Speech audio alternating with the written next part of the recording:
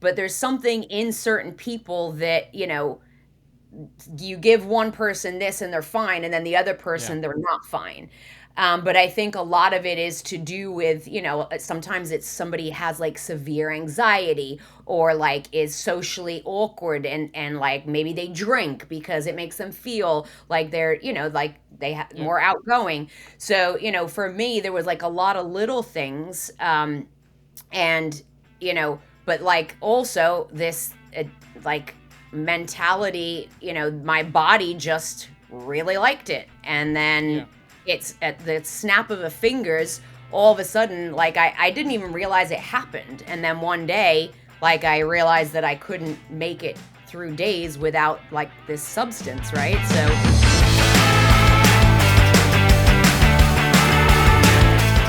What's going on, everybody? My name is JP, and I want to welcome you here to the Stable Cyclist podcast, where we talk about bikes, life mentality, and when the occasion arises, we will deep dive into mental health. Our guest today is Kelly Jones, but before we bring Kelly into the studio, I want to remind you that the Stable Cyclist is brought to you by Flow Formulas. There are a lot of you training and getting ready for big races coming up, and if you want to have a lot of carbs in your bottles to fuel you on those rides, Flow Formulas is for you. You can use the code JohnPeter15 at checkout to get a discount on all the goodies in your cart. One other thing, if you can do me a favor, and wherever you're watching or listening, if you are on YouTube, give us a thumbs up and make sure you're subscribed. And if you are on Spotify or Apple Podcasts, please give us a 5-star rating, please and thank you. And on Apple, you can even leave a review like this one we got this week from Nina's Mountain Bike Life. And she said, JP does a great job with the podcast, interesting guests, even more interesting stories, and a lot of insight into the sport with a lot of different views. Thank you. Thank you, Nina, for giving that review. But reviews and ratings like that help the podcast make it out to more viewers and listeners. So please keep doing that. And also keep sharing the podcast, because we are through Q1 of this year and we have had twice as many downloads and listens already in Q1 as we did for the entire 2024 year. And that is because of you. You are awesome. Thank you so much for sharing the pod so very much. All right, enough of all that. Let's get Kelly Jones into the studio. Kelly Jones, welcome to the Stable Cyclist podcast. And this is in line. You came recommended from Nina Machina. And like most of the people she recommended, I start with a page of notes that is mostly blank because you have a really interesting story. But when we search you up or look for other podcasts, there's not a lot out there, which means we're going to have a really awesome time today hearing your story and learning about you. So welcome. thank you. Thank you for having me. I appreciate it. And thank you for the referral, Nina, if she ends up listening. Absolutely. So we always get things going with what I call kind of the zero to hero story, or the, like, you've never ridden your bike to I'm holding a pro license and how did this happen? And some people fit kind of in the middle, but it just helps us kind of establish your story and some important points that might come up later as we discuss. So what does that look like for you? How do you get involved in this sport?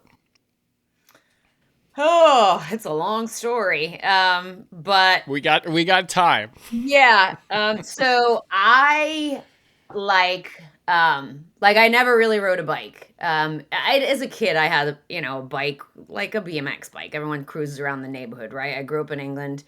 I spent a lot of time at motocross, which my brother raced motocross. So I was younger by 5 or 6 years, and I spent, almost every weekend as a kid at the motocross tracks in the UK. So I mean, I rode like the little pit bike, a little 50cc type of thing, but I was never into it because I was made to go. So I almost was like, I didn't like it. It was like all about my brother. But he was really good, so it made sense. So never really did bikes, and then was always super sporty, like tons of sports. In England, captain of all the teams, blah blah blah. So was always into sports. And then when I lived in New York, I moved to New York when I was 15, and then I was big into snowboarding. So I like Okay. spent all my time snowboarding. Like whenever I wasn't in school or whatever, I was snowboarding. And then obviously when I moved to Florida, Florida doesn't have snow. So, there was, well, I moved to Florida for multiple reasons.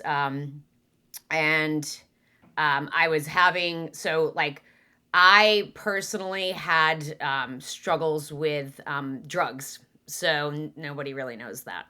But I guess when I was about 20, well, I broke my back snowboarding. I broke vertebrae. Like I did a like front flip, but not on purpose. Like I didn't mean to do a front flip, but I did, and I landed on the back of Sure. my neck and compressed my spine. So I broke some vertebrae, and it was cool. Like I was back snowboarding in like 6 months. It was all good. But then I started to get like a lot of back pain. And unfortunately, I was married to somebody that had, because I got married really young too, he had a problem with prescription pills.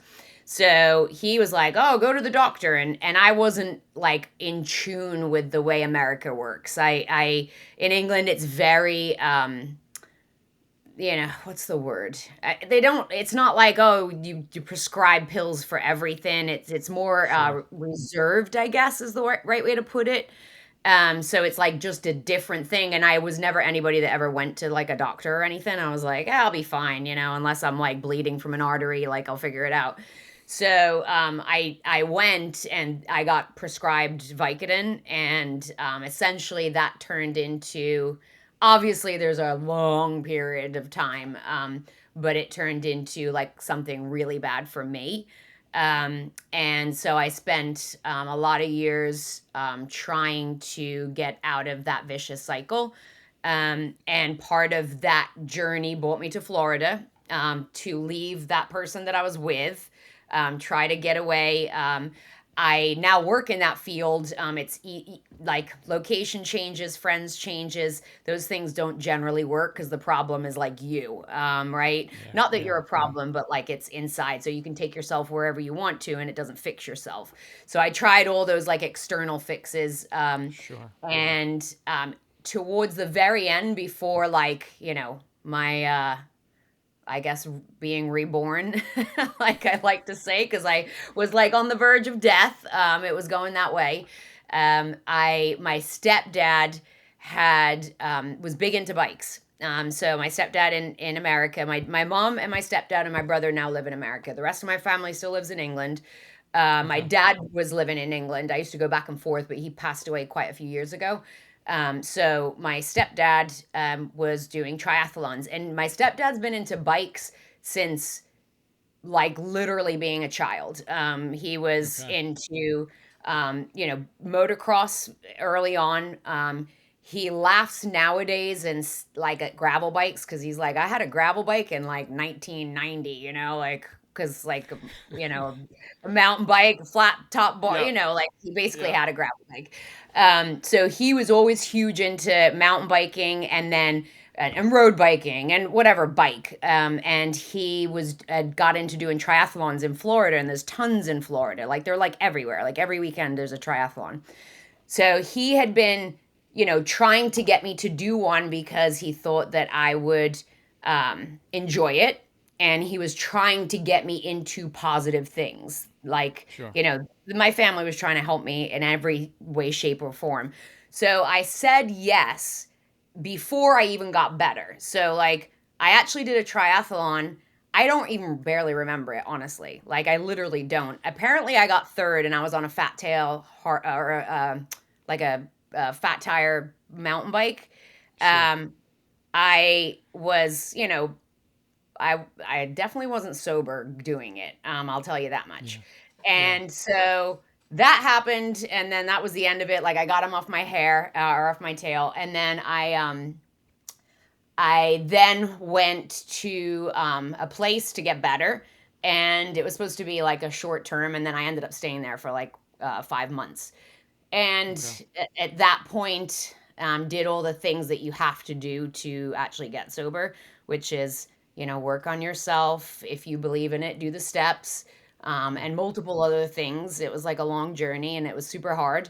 And so when I came out of that, when I was still working through that, I started going to the gym, and like was really enjoying like being healthy and trying to get my body and my mind better. And then I had said in that time frame, like I really want to do a triathlon again. So my parents, of course, were like super supportive. So I think like I can't remember when it was, but it was like not too long after I'd kind of officially left there. I did a triathlon in Ocala, which is like North Florida, and I got third in my age group again. But this time I actually, was like somewhat prepared. I had a borrowed bike from him, and it turned out like I was actually really good on a bike, and I was always a good swimmer. I'm a absolutely rubbish runner, like I suck at running, but I was always a good swimmer. Like I was a swimmer in school, like I was on the swim team and stuff. So that was easy. And then it turns out like I was actually like really good on bikes. Like my first bike, I was like clipped in straight away. I never did flat pedals. Like I can't even ride flat pedals. Like I ride them with my Yeah. dog, but like, I was clipped in from the moment, from the get-go. And so that snowballed into, going from his borrowed bike to like he got me this felt frame and like built it up kind of nice for me. And then I got like a specialized transition, which was like, you know, like a carbon frame, and I got that. And long story short, I did like, I don't know, 50 something triathlons, and I pretty much placed on the podium on I think I didn't podium like twice out of all those triathlons. Um, I would do really good in the swim. I would pass everybody in the bike, and then everybody would pass me on the run because I sucked at running. And then I started getting bad knees and stuff. Like my knee started hurting. But I mean, I even qualified for Team USA for Olympic Okay. distance. But I didn't go because it was like, I forget where it was, somewhere far away. And you know how that goes. You kind of have to pay Yep. your own way, and do that thing. So I didn't go, but I did like a bunch of national races, Milwaukee, all over the place. But in this time frame, in the last year of doing that, my stepdad started harping at me to ride mountain bikes. And he's like, "You're so good on the bike. You should ride mountain bikes. I feel like you're going to be good." And I was like, "I don't want to ride mountain bikes. Like, I like this. Da da da da da. I don't want to do it." And he was like, I feel like you're going to like it. And he kept hammering. And my brother is a big mountain biker. He's like really good on the mountain bike, for fun. And so he was like, "You should mountain bike. You're good on the bike." So that's how I started mountain biking. So I was like, "All right, fine. I'll friggin' go mountain biking." So I went to the trails with them on my stepdad's like old hardtail, like steel hardtail. And I rode, and I was like, that was kind of fun. And then my stepdad was like, "You should do this ride called the Fakawi. You'll love it. It's gonna be awesome. It's gonna be fine." And the Fakawi, if you don't know it, like it's South Florida knows it. It started, I don't know, like 10, 15 years ago by Jimmy. We call him Jimmy Fakawi, Jimmy Terrell.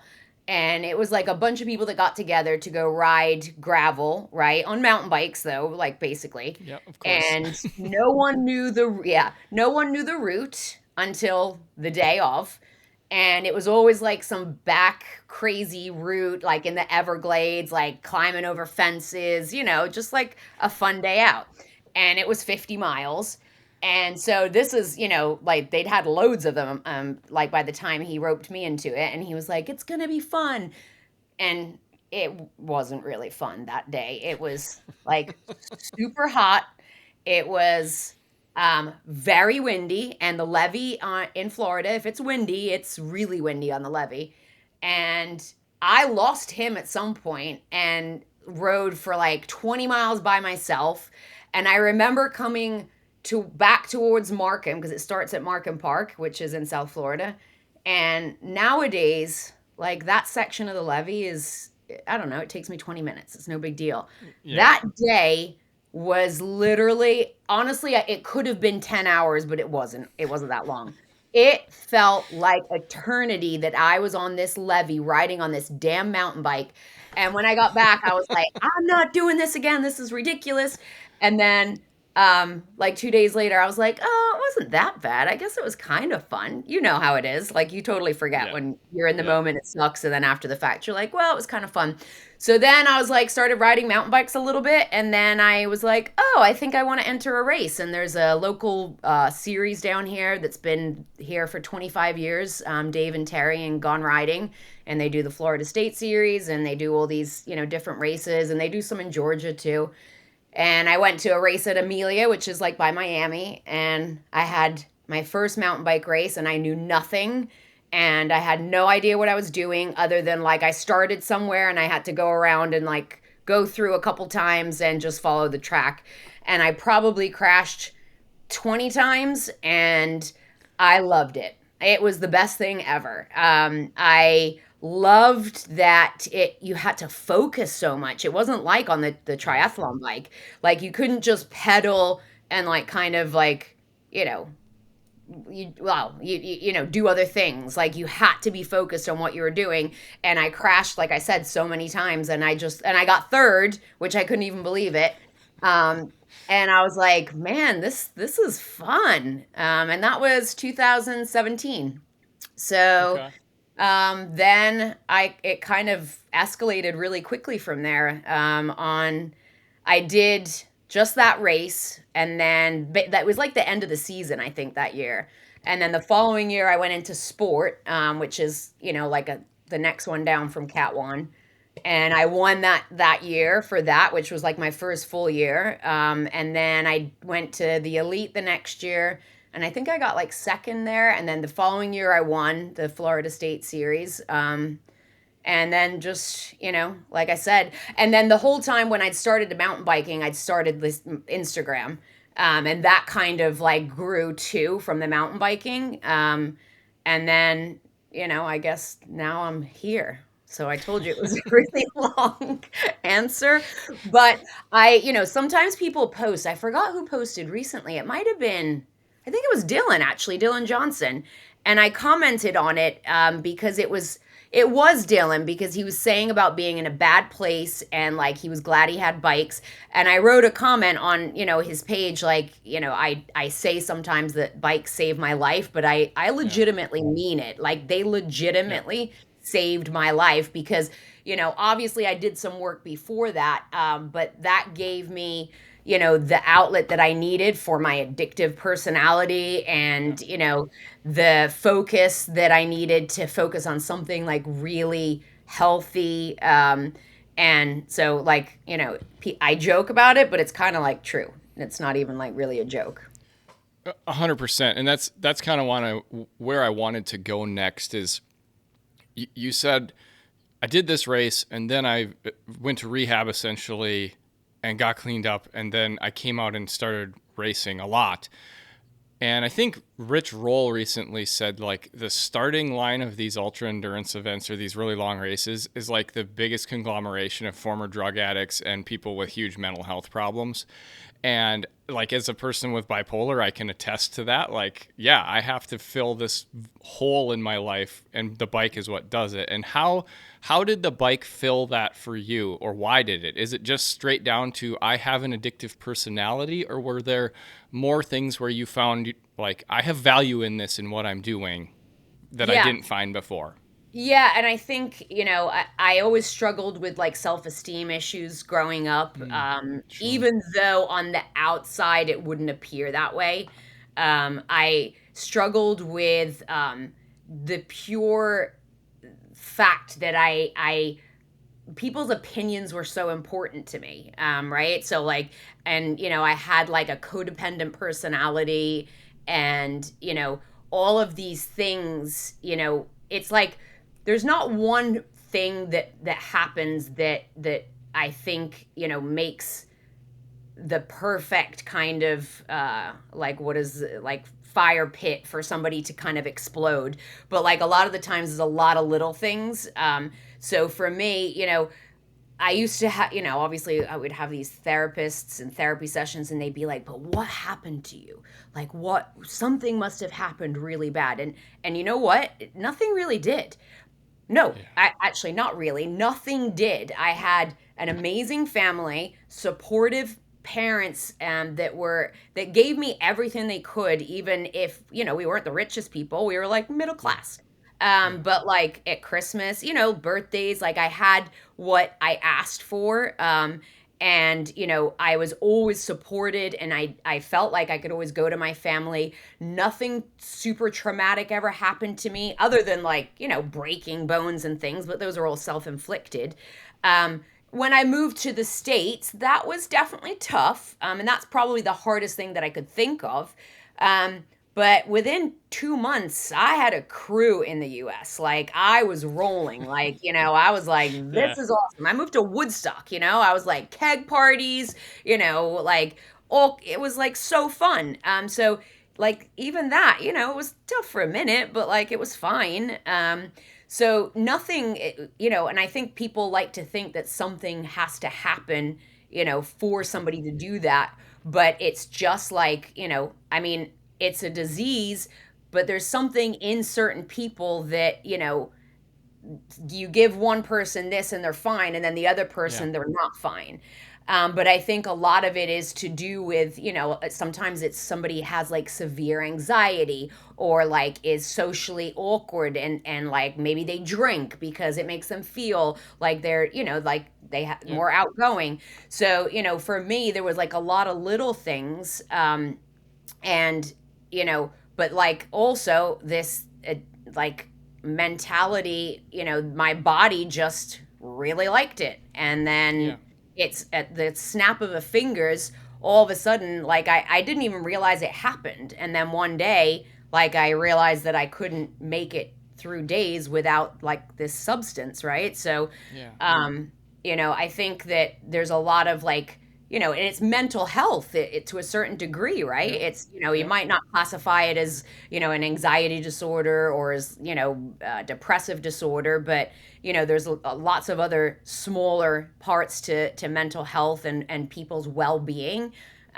So I think that, all of those things kind of played a factor into it. Yeah. How once you got, like right now we're talking super openly about this. How long did it take you after you came out of rehab before, one, you could talk about it, and then two, be able to advocate? Because a lot of like what you're sharing right now is realities people don't understand about drug users. And so we make a lot of conclusions that we jump to about, oh, something must have happened, or like you're not strong, or you don't want to get through it, or whatever. And there's some realities that people who have been in it, and this is the same for people who suffer from depression or severe anxiety, there's a lot of similarities there of Hmm. like, I can't do anything about this. And so how long did it take you to start advocating for, like, because you're very open to talking about it. And Nina told me, she's like, she'll talk about mental health and she'll talk about this other stuff. And I was like, sweet, this is gonna be a great conversation. Yeah, um I think once I learned, it's like getting past that ashamed factor, right? Like, and Mm-hmm. I think honestly, by the time I left that facility closed now, but the owner of that, he was this Russian guy, Andre, and he opened the place because he went through it himself.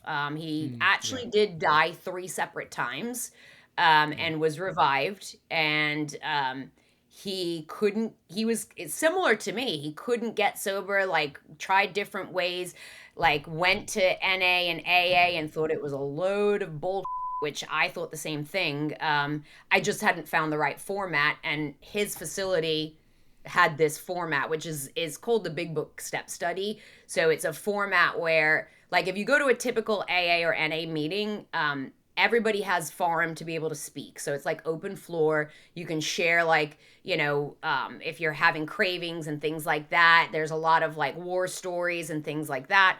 And for me, it was very off-putting, and I also use it as an excuse, like it's a load of rubbish. Whereas the big book format was, it was very structured, and I do well with structure. I learned all these years later, like structure is good for me. That's why structure on the bike, my coach, like structure, I like it. Yeah. So Yeah. this Yeah. particular format was very structured. Like you couldn't share in those meetings. Only if you'd gone through this process in this specific format could you share anything. So it was like you had to shut up and listen and do the work. That was the only way to do it. And if not, Yeah. then you can go to a different meeting. Bye bye.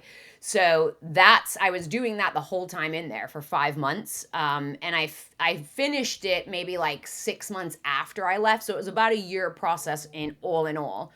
Um, but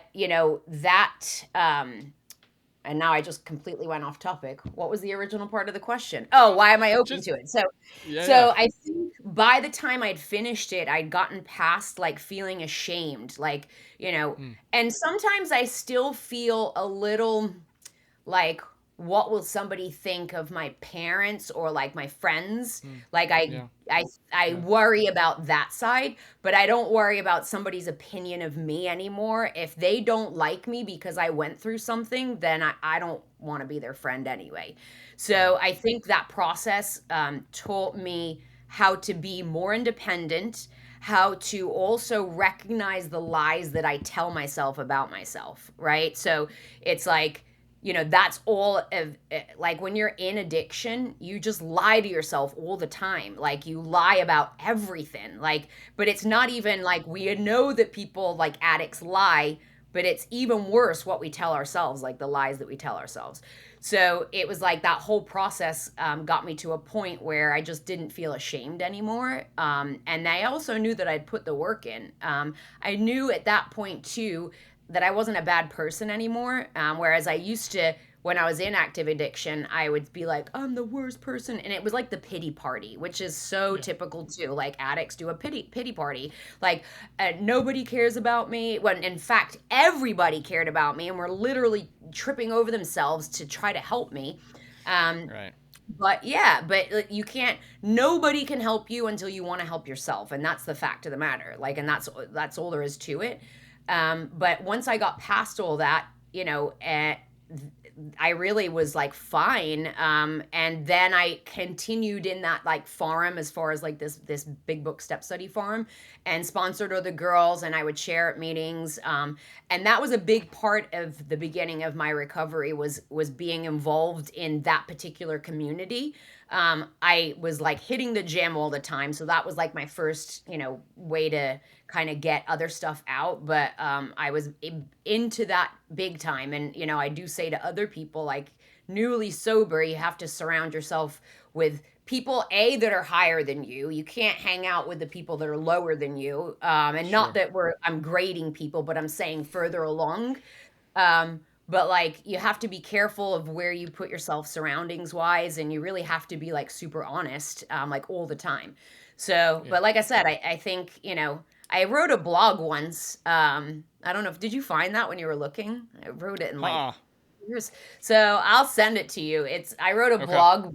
It was like, my name's Kelly and I'm a bikeaholic. And it was like a little blog about my story because nobody knew. Yeah. And it doesn't come up often nowadays. And honestly, I'm sure there's tons of people that have absolutely no idea, but probably more people that don't than do.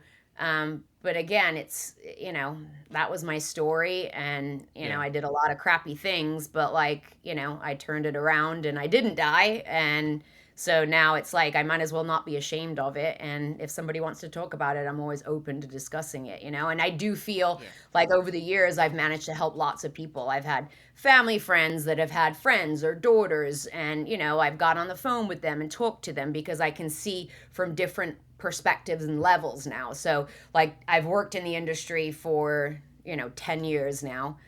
So I see on the side of the families. I've been there, so I understand the side of the clients or the patients. So I have a lot of different, ways that I can help. So yeah, I mean, I think that's really what it boiled down to, just not being ashamed anymore to be open about it. And I think like even on my Instagram, if I meet people that don't know me, they're like, "Oh, you're just like you are on your Instagram." And I've always been very like, like it's me. And, you know, obviously after now, but I think like it's kind of silly to be ashamed anymore, you know? Yeah. Yeah. So that's about it. Yeah. Yeah, our stories are our stories, and a lot of times people try and avoid the maybe the darker parts of the story when those are the parts usually that will connect most and help others. Because, like you said, a lot of us have just like parts of the story where it's like, yeah, life was pretty good, and that doesn't relate as much as the parts where we don't want to talk about it. So it's awesome that you shared all that with us, and very valuable. You mentioned as you kind of transitioned into the bike world, you not only transitioned into the bike world like as an athlete, but as a job, as a you work in the industry. Hmm. And what has that been like moving into an industry where there are times where you're helping people a lot, but there's also times where people are just coming to you asking for stuff. Right. Yeah. Well, I think it took me a minute to get used to the bike industry working in it. Obviously I've worked like for a mental health treatment facility and still do Yep. Yep. for many, many years. It's very structured. Now my title is VP of compliance, so it's super structured. Okay. But it's very, like you're on all the time, like emails, like it's just always, and you have to be responsive. And then when I transitioned into, the bike world, I kind of was a little bit like, God, does nobody respond to emails? Like, what's going on? Like, is anybody working? What is everybody doing? So it took me a minute to get used to kind of a slower pace, to be honest. And that's not across the board, but it is a little bit slower pace. There's less urgency, which is actually really nice for me. And it's a nice balance because I juggle the two. So that there's not like any like crazy pressure, and it is a little bit easier. And yes, I have definitely had to get used to learning how to say no, Yeah. because of people asking for stuff, or whatever it is. um, I think that that's still something I work on, like Sure. learning, being comfortable to say no to people. And that goes back all the way to being little, where it's Yeah. like I want to make people happy, like I want people to be happy.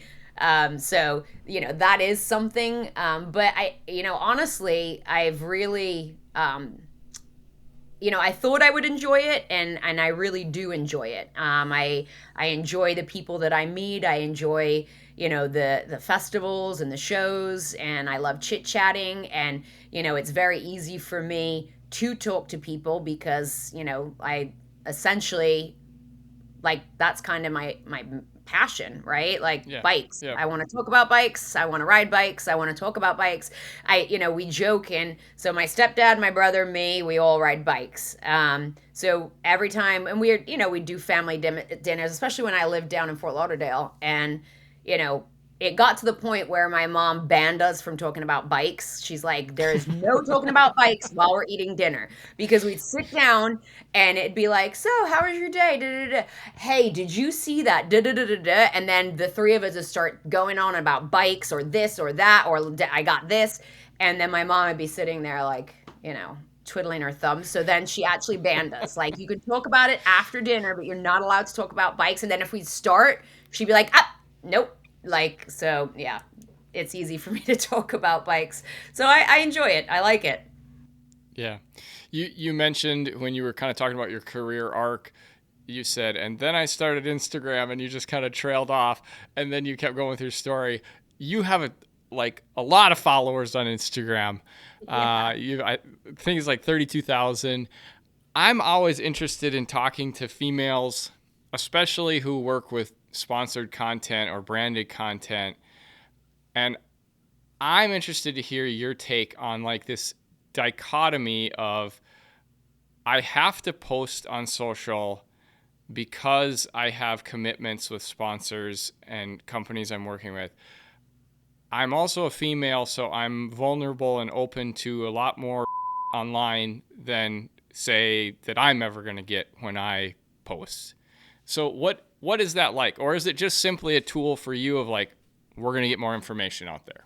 Yeah, honestly, I see that as like a job too, like to Yeah. be professional, to like make an effort in what I post. Because yes, definitely, especially when I'm injured, like you feel a bit of anxiety, like, oh my God, Yeah. I didn't post for 3 weeks because I've been, Yeah. whatever. Um, and I've honestly never had a sponsor, or like any type of support that's ever been like, you haven't posted, we're dropping you type of thing. Yeah. And a lot of my sponsors I've been with for years. Yeah. So, I just try to, do good content. I definitely post less than I used to, which is kind of the opposite trend of everybody else. But I try to make sure that I hate posting to post. I don't do that. Yeah. Yeah. I want to like what I post.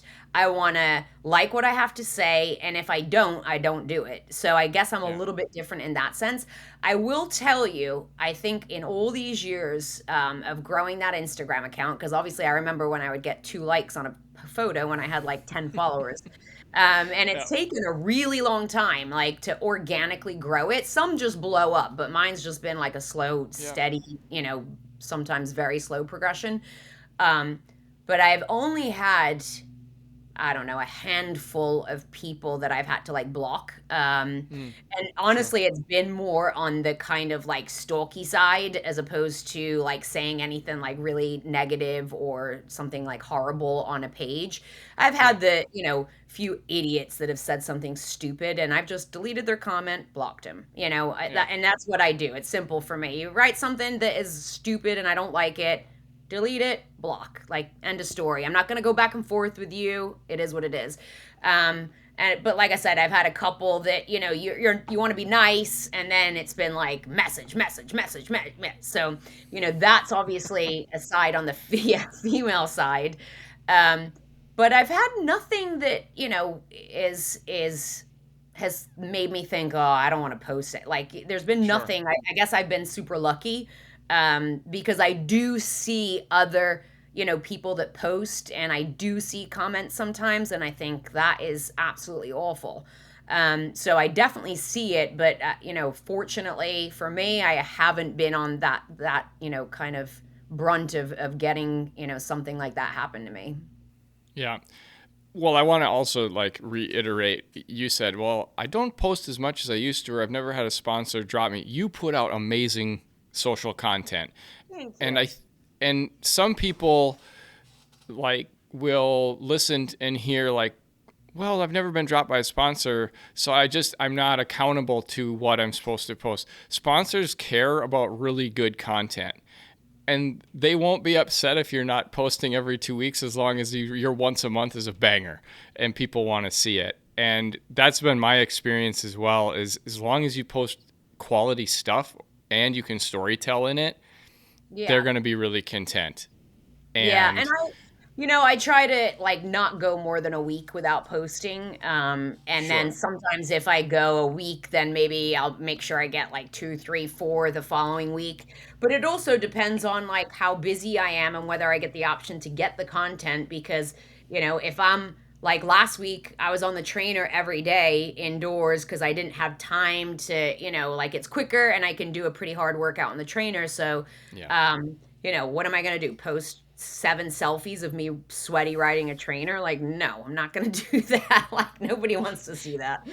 Well, maybe somebody does, but so yeah, like I like to try to make sure I can get out on the weekends and, get some stuff done. And, it used to be a little easier, because I think I just wasn't as busy. I didn't used to be as busy as I am now.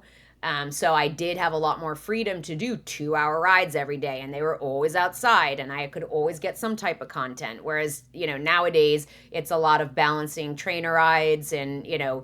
gym visits instead of, riding to, kind of keep the momentum going. But, so it does limit sometimes the actual content that I can get. But I try to get it in when I can. Yeah.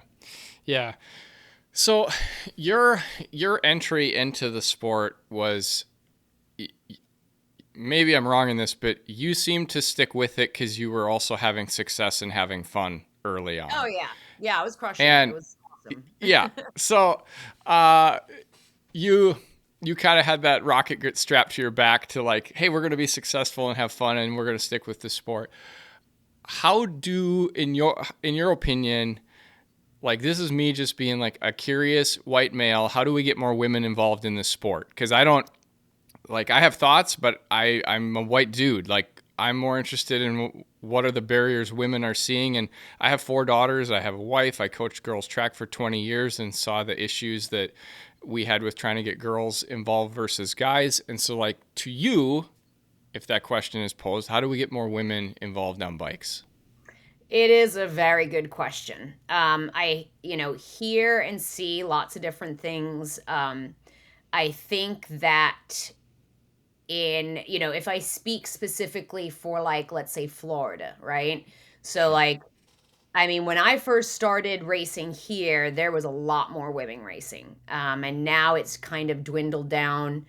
And, it seems to be worse and worse. And then when I talk to the women separately and I ask them, why aren't you racing anymore? A lot of the times, they're a bit older and, like, they have kids and they're doing family life and they've kind of fell off. Like, I don't have any kids. Like, I got dogs. That's it. So then I understand those factors.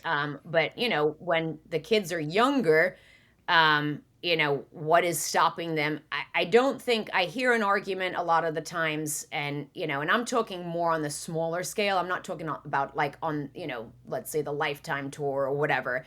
But they'll be Sure. like, um, like, payouts are less. But I also I work with Dave and Terry at Gone Riding. I actually do their Instagram for them, and they have to pay out based on the entries. Like, so if they get 10 Yeah. entries, they have a little bit more to pay out, and that's always on the men's side. The men might have 100 people racing in one race, and we'll have 30 women.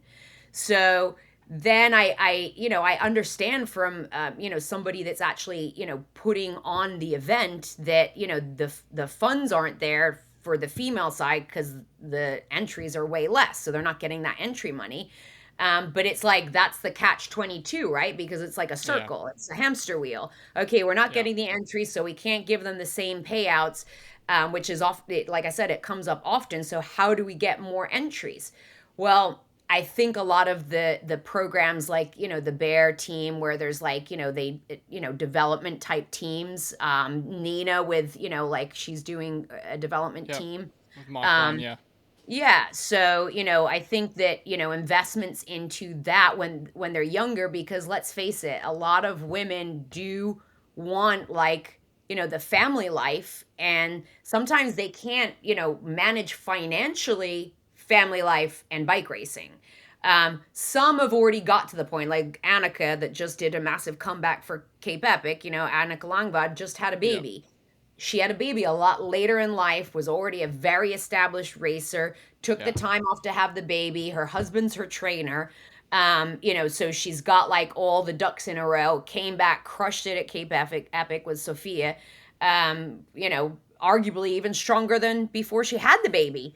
Yeah. So, that's an anomaly, though. Like, I don't know if that happens all the time, but we definitely have, like, pro women racers that do leave and have a baby and come back and they still crush it.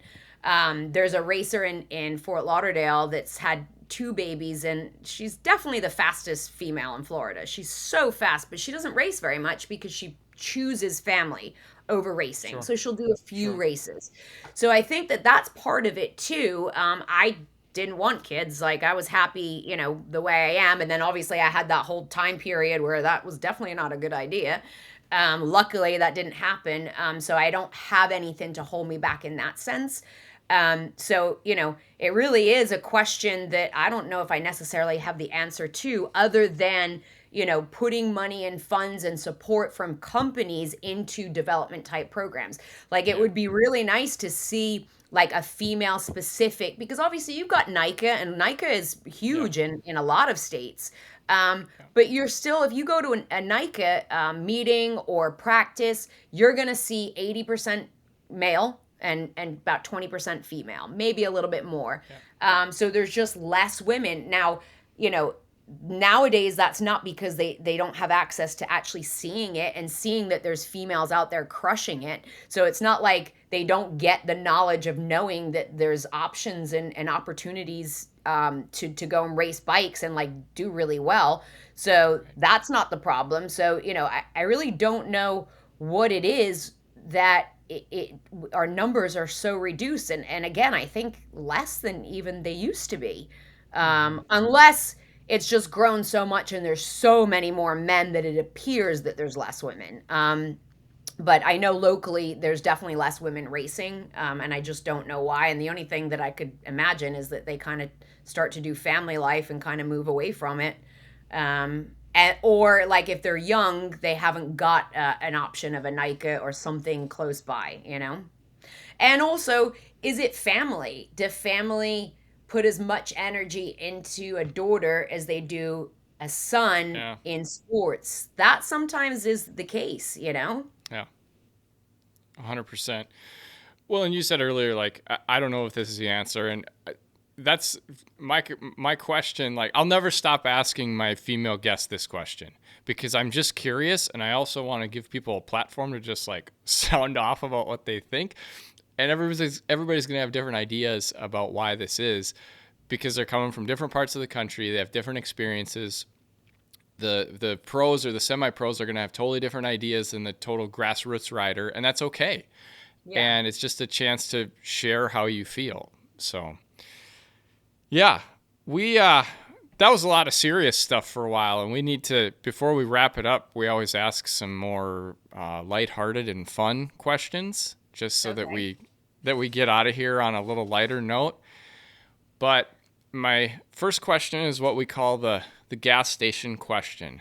And you and I are gonna go for a long gravel bike ride, and at some point we're gonna run out of supplies.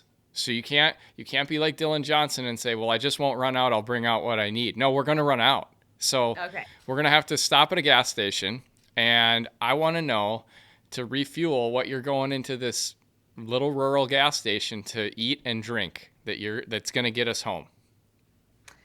Well, obviously more water because I'm like I can't ride without water. I'm like one of those people, like some people only have like nutrition like mixes in their packs and stuff, and they don't have like any water, and I don't know how they do that. Like I have to have water. So I'd be getting water for sure. I'd probably also be looking for like the Pedialytes type stuff, like the Gatorade makes Sure. one. It's like the super, Super uh concentrate. Yep. yeah, so probably one of those. If it's literally so hot and I'm dying and I'm bonking, I might have a can of Coke, but I don't normally. Either a can of Coke or the orange can of Red Bull. That it's like apricot Ah, something. I love the sure. orange can. I very Sure. rarely drink them, but once in a blue moon, if it's like super hot and I'm like dying, I might have Well, one of those. this is a once in a blue moon situation, so you probably Okay. need to get it. So yeah, I'd probably get the Gator Light thing, or some, so there's like knockoff brands too that are Yeah. similar. Yeah. I'd probably Yeah. get an apricot or the orange can of Red Bull, a big bottle of water, and then probably like gummy bears or like some type of, gummy type chewy thing. Um, that's probably it. I never go for like gas food. I'm always like, Sure. ugh, no, Sure. I can't do it. And I don't really like candy from the gas station. If it was one of those weird gas stations that had like a homemade cookie on the counter, sometimes they have them and they're like wrapped in cling film, I might get one of Yep. those. But Yep. that would probably be my go-to. And then I'd probably still pick, even though I would put it in my pocket and not eat it, which I do all the time, and throw it out, like some type of like granola type bar, but they're always so old from the gas station. So when you do Yeah. actually open them, they taste like cardboard and then you throw it away. So I'd probably get that. I usually end up buying stuff. I'll put it in my pocket and never touch it. Usually the drinks are enough to like get me going and like some gummy bears. Fantastic. This might be the best answer to that question and most thorough I've ever heard. I love it. All right. I have not noticed in your Instagram videos and photos if you are like a music while riding type person. Oh yeah. Okay, so what's on the playlist? What's on the Kelly Jones Spotify mix when you're on the bike? Oh my God. I guess I'm really gonna tell you. So I have multiple mixes on SoundCloud, and they are quite different. So I'm not into like, easygoing music when I'm riding, and I literally do not ride without music. Like I always have music on. I kind of laugh at myself because I feel like I could do one of those reels where it's like, what people think I'm listening to when I'm riding and like some lame song and then what I'm actually listening to and they'd be like, "Wait, what?" So most of the time, sometimes it would be like older like 90s type rap music, right? It could be like, like Snoop Dogg and Biggie and, Oh, like good old fantastic. I school love stuff. it. Yeah, so it could be mixes of that, which I have one mix of that. It could also be multiple different house like compilations. I like house Okay. music a lot. Okay. I listen to, multiple different ones. So, a bit more deep house, I'd say, than, it's not like the, you know, Ibiza, easy stuff, a bit harder. But I really get into some good mixes and like I'll have it where it kind of rolls to the next one and then save it if it's a really good one. But I have like three that are my absolute favorite and I can listen to them over and over again.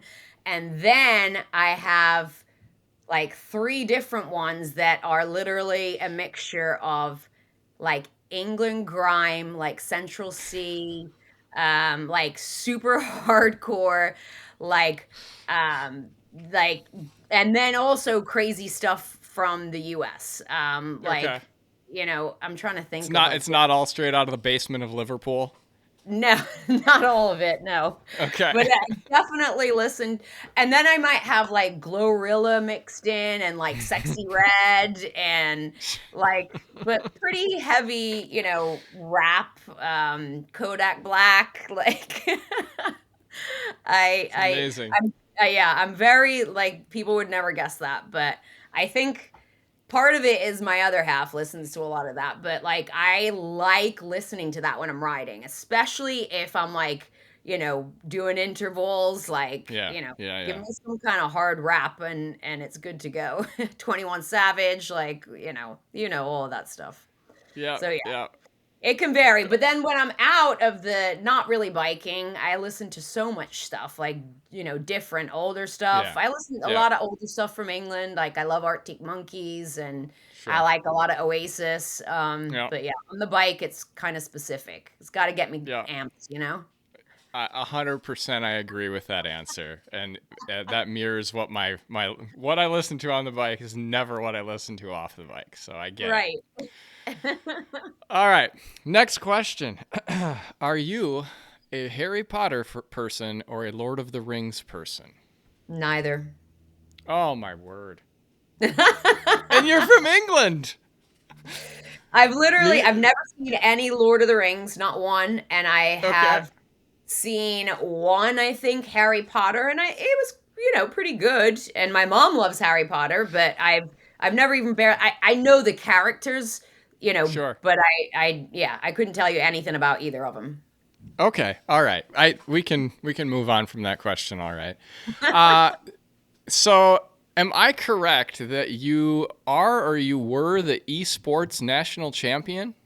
Yeah, yeah, that I was not this past year because I didn't have a bike to race. The year before, I was the e-bike national champion. Actually, that Okay. year I got the esports national champion, sorry, which was on inside, and then also the e-bike national champion. Well, I want to hear about the Inside Esports National Championship. My only question is, and it's a yes or no answer, Kelly Jones. Hmm. When you won the Esports Indoor National Championship, did you post up and celebrate?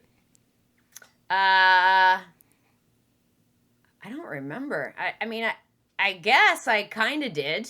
I was, no, not really, a little bit. I was like, oh, that's cool. And then like kind of went about my day. Um, I had like a whole thing leading up to doing that because you have to do like all these tests and, video it and like the weight and, the weight before and then the weight after. But when I was trying to calibrate because you have to calibrate the trainer one Yeah. time and then you have to calibrate it 24 hours before, within 24 hours and video it and upload it into this, file. It was like a whole thing. And I was having like major technical issues. Like I couldn't, the bike wasn't calibrating. It was like a whole thing. And I got so frustrated that I very shamingly threw my phone like an idiot and I smashed my phone. Oh no. Yes, because I'm a moron. I can't even believe I did it. I was like, and I just literally like threw it on the floor. And so that was like right before. And then I, raced, and it was kind of funny actually because in the race, there was some of us going back and forth, and then like multiple people had like actual technical issues in the race. Thank God I didn't. It seems like I got them all out of the way before, which obviously is ideal. I always tell people like if you're gonna crash, do it in practice. Like don't do it in the Yep. race. Yep. So I guess I did all my crashing before, but other people, like you'd be like in a group and then all of a sudden somebody would just disappear and then you'd come around on the next lap and they'd be on the side of the road and basically they'd lost connection and I'd be like, oh my God, if that happened, that would suck. Yeah. So yeah, you kind of rely on, when you race outside, it's you and your Yeah. bike. Yeah. Inside, you're also really relying on technical, computers and Wi-Fi and all that good stuff. So it's a little dicey. So no celebration. Just went on No, with your day.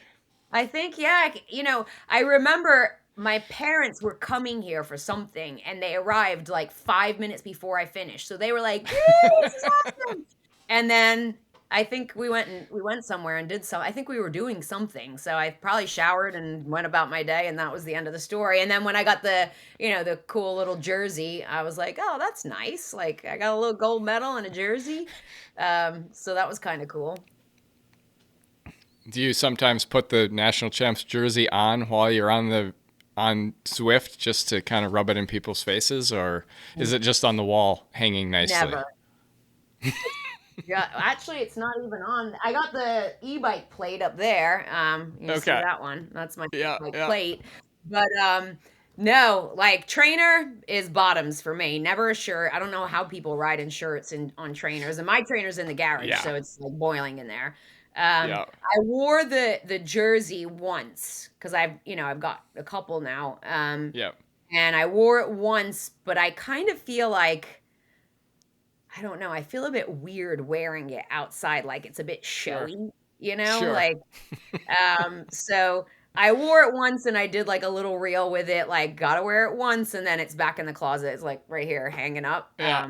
But I don't know why. I just feel like it's a bit like, ooh, I got a jersey. Like I just feel a bit weird about it. So It's all good. It's all good. All right. Last one. Where you're in Florida. You're my first guest that's been from Florida.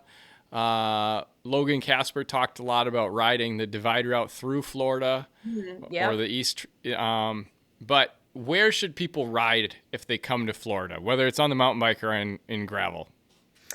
So if you're in gravel, South Florida is definitely the best because there's levees. So the levees run like I can hop on the levee down at Markham, which is like Weston area, South Florida, Fort Lauderdale-ish area. And I can ride essentially without barely getting on any roads for 100 and something miles. And it's pretty smooth gravel. It's not super chunky north.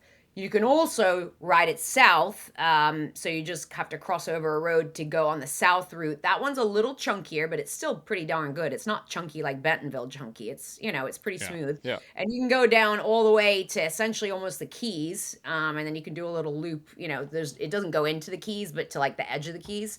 So, I mean, the gravel riding is amazing. There's lots of loops. Like, if you start at Fort Lauderdale, you can do a loop and it branches out and essentially get up to like Okeechobee. You have to go on the Yep. roads a little bit, but they're like super quiet roads. Like, you'll get a occasional like truck hauling like whatever, hay or something. But they're quiet roads, and then you can get up to Okeechobee. You can go around Okeechobee Lake, which is huge in itself. So you can do like massive rides and really stay off the roads a lot, which is so much more important every single year, because every year more and more people are getting hit on the bike. Yeah. I mean, Yeah. I think of 10 years ago when I used to ride all the time solo, and I wouldn't do it now. Like I don't ride on the road by myself. So that's great. Where I live now is a little bit further north, so we don't have levees up here. But if you're gonna ride mountain bike, you have, like, I say, three sections in Florida. You have the west section close to Tampa. It's like an hour inland from Tampa, where you have Alafaya, Carter Road, and uh, God, what's the name of the other one? Something beginning with B. Bombayat.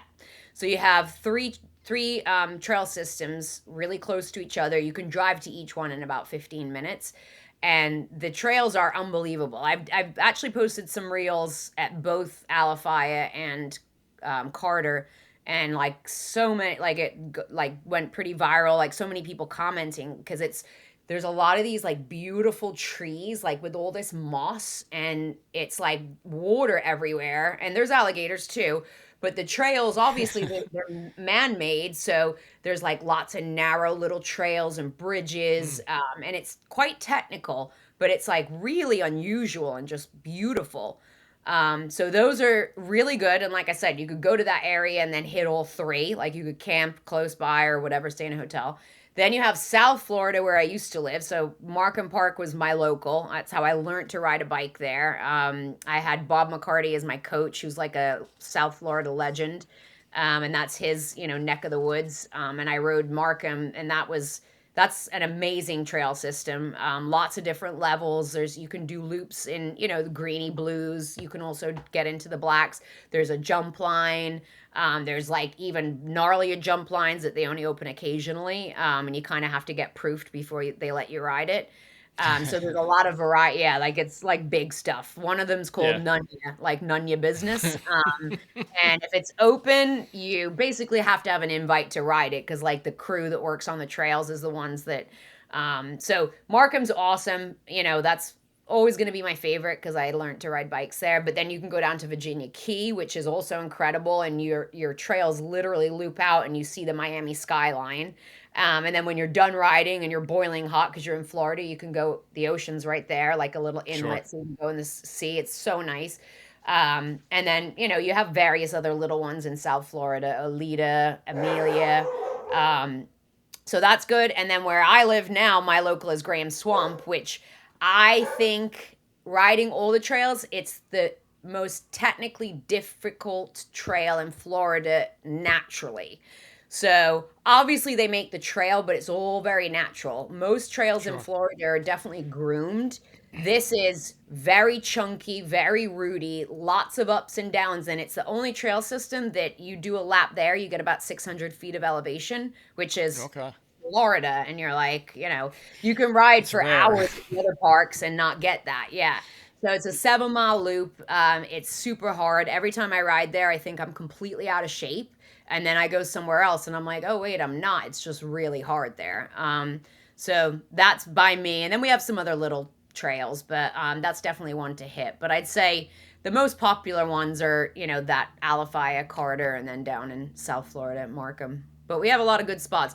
I actually get the question all the time, how do you ride mountain bikes when you learn in Florida? Like, you're from Florida. How do you ride mountain bikes? Like, how do you go to Swiss Epic and pass everybody on all the downhills on the gnarliest trails? I think Florida is hard to learn because it's all created by man. It's not wide and open. It's tight and difficult and weird sometimes, with like awkward ups and downs and U-turns, because they try to fit it into such a small Yeah. area. So it Yep. makes it, and you pedal, all you do is pedal. You don't ever go down. So you actually become quite strong too. So I think it actually prepares you. Like when I go to like real mountains, I'm like, oh, this is so easy. It's so Yeah. open. So yeah, that's my little Well, thought on that. They need to follow your Instagram so that they can see these trails, because you do display them from time to time. What is your Instagram handle so people can follow you, Kelly? It's at Kelly Jones MTB. Fantastic. Thank you so much for coming on today and being vulnerable and sharing a lot of your story people maybe haven't heard before, I and know. just being you. Well, thank you for having me. I appreciate you asking me to be on here and taking the time. And yeah, it was awesome. Thanks for hanging out with Kelly and I today in the studio. Do me a favor, if you think you have someone in your life who would enjoy the episode that you just heard, do us a favor and share it so that they can hear the story that Kelly just shared with us. As I said before, the podcast is growing in leaps and bounds already in Q1, or the first 3 months of this year. We have had double the listens or downloads or views, however you want to quantify it, as we did in the entire year of 2024. So thank you for continually pushing the podcast out and continually sharing with people. We have a huge month of May coming up with a big reveal on May 1st as to what it is all about. You'll have to tune in to the YouTube channel or your podcast platform on May 1st for that surprise.